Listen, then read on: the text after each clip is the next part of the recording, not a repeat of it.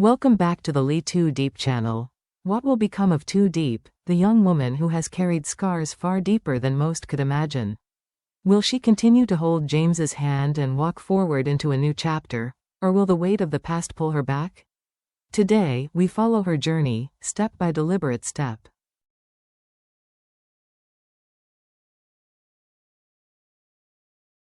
Too Deep had known abandonment almost as soon as she learned to walk.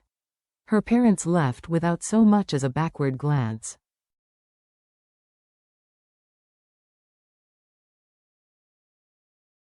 She grew up without the gentle warmth of a mother's embrace or the protective shelter of a father's care.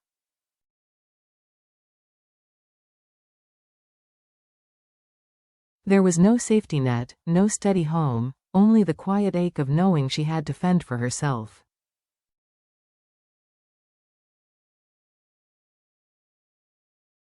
And yet, she did not let her suffering become her identity. In a small rural village, where the air smelled faintly of sawdust and freshly turned soil, Too Deep began the painstaking work of rewriting her story, not with bitterness, but with gratitude, determination, and an unyielding desire to live with purpose.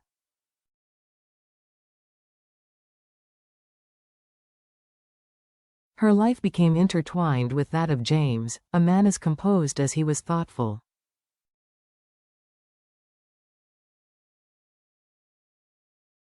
More than a CEO, he became a quiet lighthouse during her stormiest nights. His first gift to her wasn't a material object, it was a sense of belonging.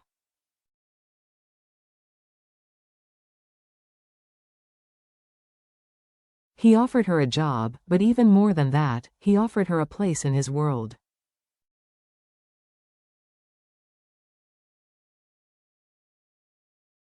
Together, they labored on a construction site. The hammers rang out in steady rhythm, saws bit into wood, and voices called instructions over the din.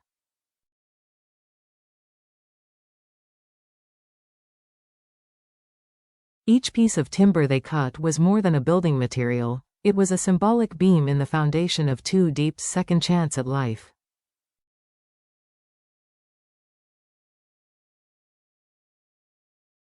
James, always attentive to detail, moved between the workers, checking measurements against design plans.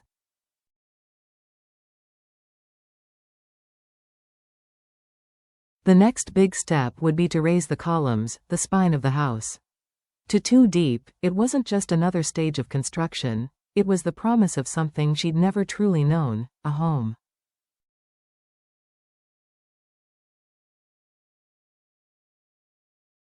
James expressed his care not in grand declarations but in the small, deliberate ways of a man who understood responsibility.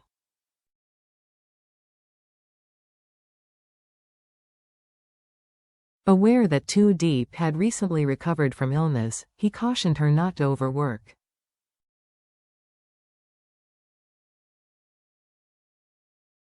She smiled and insisted she knew her limits now. For someone who had spent years in loneliness, work was more than labor, it was meaning.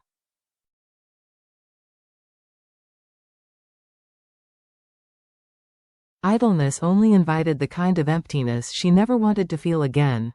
One afternoon, James handed her a small gift, a delicate piece of jewelry.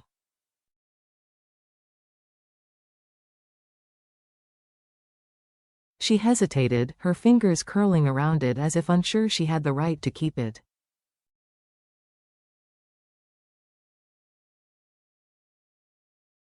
But James reassured her, it suited her, and more importantly, she deserved it. As legal matters for the land neared completion, James oversaw each detail himself.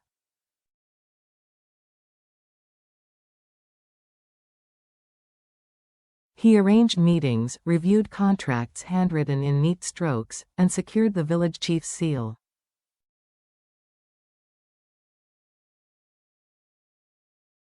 There was an old-world honesty in the process that James respected. Though he came from a different sphere of business, he honored the community's way of doing things.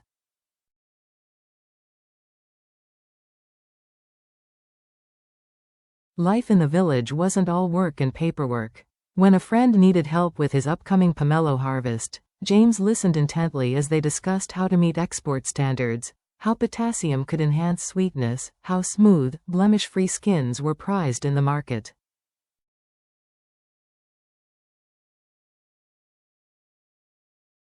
For James, quality was a non-negotiable, whether it was fruit, houses, or human character.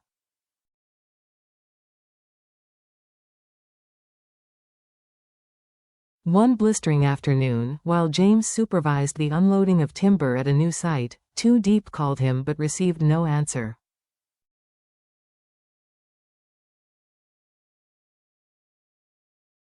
Instead of waiting, she bought drinks and fresh fruit, then made her way to the site herself.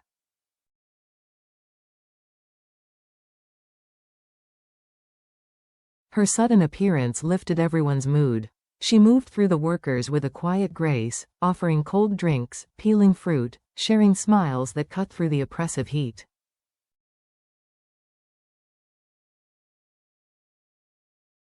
Lynn, the site supervisor, informed James that only half the timber order had arrived.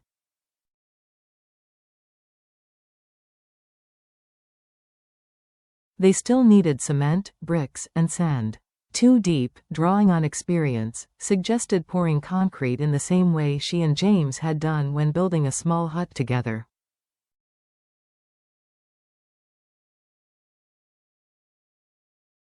It was strong, cost-effective, and familiar. She was no longer just an observer, she was part of the decision-making, part of the vision.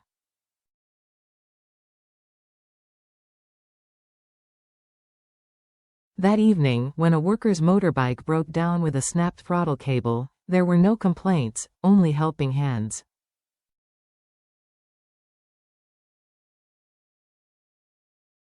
The crew had become more than a team, they were a family.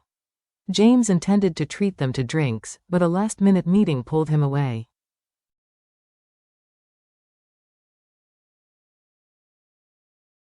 Still, he trusted Lynn to take the lead. Later, as the sun dipped below the horizon, Diep confided in James that she had spent the day harvesting longan fruit and selling them cheaply to a shop.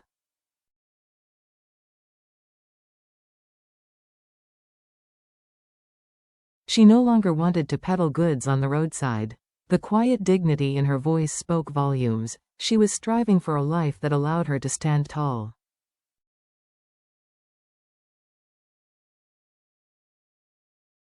They rode home together along a winding, bumpy road. At one sharp turn, James told her, "Hold on tight."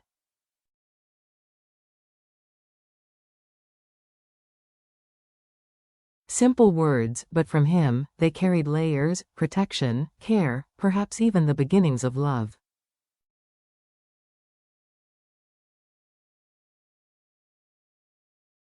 The house they were building was still far from complete, and so were their lives.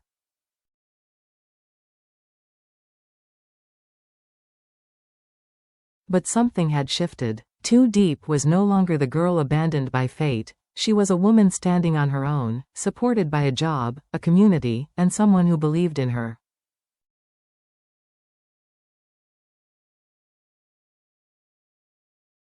The saws kept buzzing, bricks kept stacking, and with each passing day, they weren't just constructing walls and roofs.